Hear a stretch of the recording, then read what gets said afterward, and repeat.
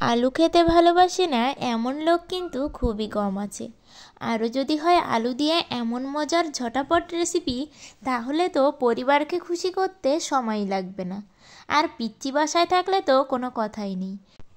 নমস্কার বন্ধুরা, জয়ের রান্নাঘরে সবাইকে আমন্ত্রণ জানিয়ে আজ নিয়ে চলে এসেছি পটেটো স্টিকের রেসিপি। এটা খেতে যে এত মজা, তাই আপনাদের বলবো অবশ্যই বাড়িতে একবার বানিয়ে খাবেন। এখানে আমি আলুগুলো কেটে নিচ্ছিলাম, আর পাশে তো দেখতেই পাচ্ছেন একজন ছুরি নিয়ে বসে আছে, সেও আমাকে হেল্প করবে বলে। আর তার যন্ত্রণাতে আমি অফ ক্যামেরাতেই এই আলুগুলো এভাবে কেটে নিলাম। আপনারাও ঠিক এভাবেই পাতলা পাতলা করে আলুগুলোকে কেটে নেবেন, যাতে করে আলুগুলো মুড়িয়ে কোনো একটা শেপ দেওয়া যায়। খুবই পাতলা করে আলুগুলোকে কেটে নেবেন। এবার আমি আলুগুলোকে 5 মিনিটের মতো একটু সেদ্ধ করে নেব। যদি আপনারা গরম জলের ভিতরে আলুটা ছেড়ে দেন, তাহলে বলবো 2-2.5 মিনিটে আলুটা উঠিয়ে নেবেন। আমি যেহেতু ঠান্ডা জলের ভিতরে আলুগুলো দিয়েছি, আর শীতকাল তো গরম হতে তো একটু সময় লাগে, তাই আমি 5 মিনিটের মতো আলুগুলোকে সিদ্ধ করে একটি পাত্রে নামিয়ে নিলাম। আর এবার আমি কিছু টুথপিক নিয়ে নিলাম, আর এই ছোট ছোট কাঠিগুলো দিয়ে এবার খুব সুন্দর করে আমি পটেটো স্টিকগুলো বানিয়ে নেব। দেখুন, এভাবে আমি আলুগুলোকে মুড়ে এই স্টিক দিয়ে এভাবে ফুটিয়ে দিলাম। এভাবে আমি একটা কাঠিতে 5টা করে আলুর চিপস ফুটিয়ে নেব। আপনারা চাইলে সোজা সোজা করেও চিপসগুলোকে রাখতে পারেন, কিন্তু আমি একটু এক ক্রস আকারেই দিয়ে দিলাম। এই ক্রস আকারে দিলে কিন্তু একটা দারুণ ফুলের মতো দেখতে লাগবে। আর বাচ্চা হোক বড় হোক, এখন কিন্তু একটু অন্যরকম দেখতে হলে সবাই ভীষণই পছন্দ করে। আর এটা দেখুন কতটা সুন্দর হচ্ছে। এভাবে আমি সবগুলো স্টিকেই ফুটিয়ে নেব। আর এখানে এই আলুগুলো দিয়ে আমার কিন্তু প্রায় 9টার মতো স্টিক হয়েছিল, আর দেখতেও ভীষণ সুন্দর লাগছিল। আপনারা অবশ্যই কিন্তু বাড়িতে একবার বানিয়ে খাবেন। এভাবে আমি সবগুলো স্টিকই তৈরি করে নিলাম। দেখুন দেখতে কতটা সুন্দর লাগছে। আর এখানেই বলবো, আমার ভিডিওগুলো ভালো লাগলে অবশ্যই লাইক করে কমেন্টে আপনাদের মতামত জানাবেন। আর আমার চ্যানেলটি সাবস্ক্রাইব করে পাশের ঘন্টাটি বাজিয়ে অল অপশানে সেট দিয়ে রাখবেন। এবার আমি একটা ব্যাটার তৈরি করে নেব। ব্যাটার তৈরির জন্য এখানে আমি 2 চা চামচ বেসন দিয়ে নিলাম, আর দিলাম 1 চা চামচ চালের গুঁড়ি, আর 1 চা চামচ কর্নফ্লাওয়ার, আর 1 চিমটি গোলমরিচ গুঁড়া দিয়ে দিলাম। আর গোলমরিচ গুঁড়া দিলে কিন্তু ফ্লেভারটা অনেক বেশি সুন্দর আসবে।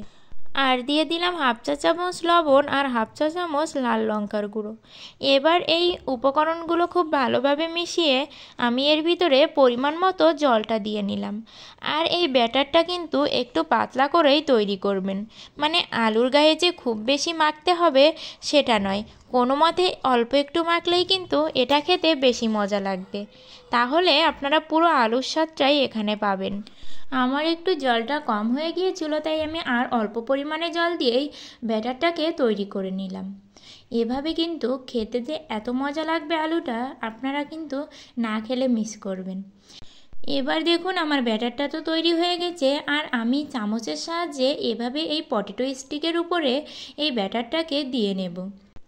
আর বিশেষ করে যাদের বাচ্চা আছে, তাদের কিন্তু বাইরে থেকে চিপস না খাইয়ে আমার মনে হয় ঘরে আলু দিয়ে এরকম মজার মজার খাবার বানিয়ে দেওয়াই অনেক ভালো। আর এভাবে চিপস বানিয়ে যদি সবাইকে খাওয়ান, ছোট বড় সবাই কিন্তু ভীষণই মজা করে এটা খাবে। এবার দেখুন আমার এখানে চিপসের উপরে খুব ভালো করে ব্যাটারটা দেওয়া হয়ে গেছে। এবার এগুলোকে ভেজে নেওয়ার পালা। চলে গেলাম চুলাতে কড়াই বসিয়ে এবার আমি তেলটা দিয়ে নিলাম। এই তেলের ভিতরে এবার একটা একটা করে চিপস আমি ভাজি করে নেব। আর আপনাদের সবাইকে একটাই অনুরোধ করব, অবশ্যই আমার ভিডিওগুলো দেখবেন, আর আমার এই চ্যানেলটিকে অবশ্যই একটু সাপোর্ট করবেন। আপনাদের ভালোবাসায় আমি অনেক দূর পৌঁছাতে চাই। এবার এই একে একে চিপসগুলোকে আমি এপাশ ওপাশ করে খুব ভালো করে ভাজি করে নেব। আর খুব বেশি লাল লাল কিন্তু এটা করবেন না, তাহলে খেতে একদমই মজা লাগবে না।